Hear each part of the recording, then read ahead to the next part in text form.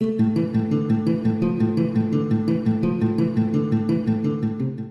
Speaker, after listening to the Honorable Ranson and the Honorable Mr. Infernali, I had to put my written speech aside because I realized I got to deal with them differently. All right.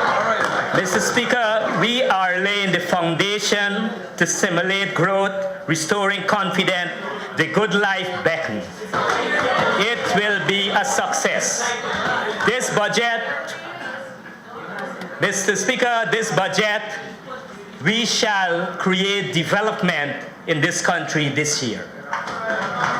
Mr. Speaker, as I listen to them, they keep condemning this budget.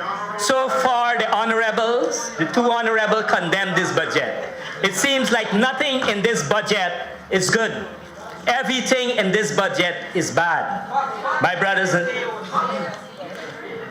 Mr. Speaker, I listened to Mr. Infernali, Honorable Infernali, sorry, I gotta get accustomed to this honorable because I'm accustomed to using brothers and sisters. Listen to him claiming that how we have a downturn in the economy. We did have a downturn in the economy, which they created. They created a downturn in this economy.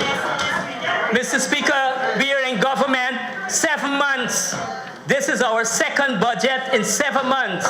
And I must give us a big clap. We had done well in this 7 months in this country. We had fostered development in this country. Look at our streets. Look at Georgetown. Look over in Region 3 that it's digging. Region 2, you go, you see a lot of canals. Mr. Patterson is doing well. I must congratulate him. The Honorable Mr. Patterson is doing well in nearly all the region.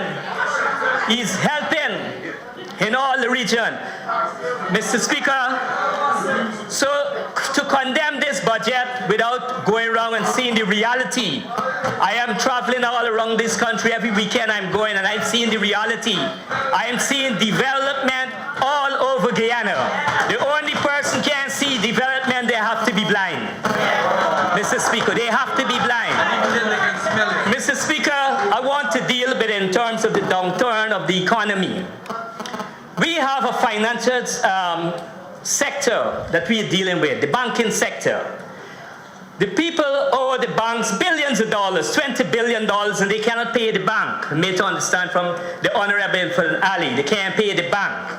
The reality is, over the years, we continue to have high bank interest. Very high bank interest. If you have high bank interest, then it becomes difficult for you to pay your loan. You have high bank interest and you also have compound interest. It makes it difficult for business people to pay their loan. Mr. Speaker, we inherit that. We inherit that. We inherit a financial system which do not protect borrowers. If you read the Financial Institution Act, there's no part in it protecting the borrowers. So you have a situation in Guyana where many persons in Guyana take loans to build their house, take loans to buy cars, they take loans to open business, and if you have a high interest rate, then it puts you in a little difficulty to have additional money to spend. So what you have is that in many situations is that a lot of persons is repaying their loan. Many persons repaying their loan for their cars, their house, and their business. So you would not have that large amount of additional spending. And so by not having a large additional spending, I'm talking about party spending. You have a lot of infrastructure work taking place. You have a lot of homes built. But it's from the people's money that they borrow. They borrow and they're now paying it back. So you have a situation in Guyana here where they create a situation where we have to pay high interest, so it's difficult to have that large set of extra money to spend. That is the reality. And they know that, Mr. Speaker. They know what is the cause of this economy today and tomorrow. Tomorrow, if you raise the money, If you raise all the salary of the people in Guyana, you face with other difficulties. You face with what you call exploitation. Every year the money is raised, wages are raised every year in this country, but you said it is exploitation. Mr. Speaker, we will stimulate development in this country. We will get development after we spend this $230 billion. Guyana will blossom. You hear me tell you, Guyana will blossom. The big fear with the opposition is fear we spending this money. The biggest fear. Mr. Speaker, I am happy to be in this parliament. I must say I'm happy to be. I wanted to be here a long time. I wanted to speak to my people out there. My ordinary people, we folks abroad out there. And I'm telling you, as long as we fix certain financial system in place, we put proper financial system in place to have low interest, to remove compound interest, the high compound interest, then person will able to invest. It is difficult to invest now, to borrow a loan and pay such a high interest. It's very difficult. So we will put system in place so persons will able to have low interest rate, and we will able to develop this country and create jobs for the people. Mr. Speaker, I want to mention, talk about a little about rice, because recently I'm getting calls from all of the regions about rice and some of the problems that they have. And what I discover in terms of our conversation with the rice farmers in Essequibo, the rice farmers in our Region 5, our honorable brother here can say that we are not paying and we're not keeping our promise to pay the rice farmer $6,000 a bag. The reality is, Mr. Speaker, when we were taking rice from Venezuela, was getting $100 a barrel for oil. After the oil price plunged to $27 a barrel, Venezuela did not have that money to pay us for those rice anymore. Where Venezuela would find that money to pay that high price for rice? Where? You tell me where Venezuela, if the oil price dropped from $100 a barrel to $27 a barrel, where would they find the money to pay Guyana that high price for rice? So we are forced now to sell the rice on the world market, where you have to sell the rice at a cheaper cost. And it creates a difficulty in terms of we to fulfill that promise. Because what we will have to do to fulfill that promise, we will have to take out money from the treasury to put with the other money that we get it from abroad to increase that price of rice. If the oil price didn't drop and Venezuela didn't remove, my brothers and sisters, my honorable brother, I must say to you that there are many things contribute to where we may look like we break with promise, but we did not break our promise. We did not break our promise. The reality is that Guyana is not earning the amount of money in the rice, and definitely we can pay. Mr. Speaker, the rice industry, in my opinion, need a system to be put in place where you have a bridge finance, a system where when the farmers take the rice to the rice miller, he must be able to be paid, and when the rice miller collects the money when he sells the paddy, it go back into that funding. We need to have a system like that. I don't know if it was there before, but you need to have a system, a bridging finance, so that the rice farmers, when he sells his paddy to the miller, he could end up get paid right away, while the miller wait to collect his money and put it in that fund. Mr. Speaker, I am presently working on the project.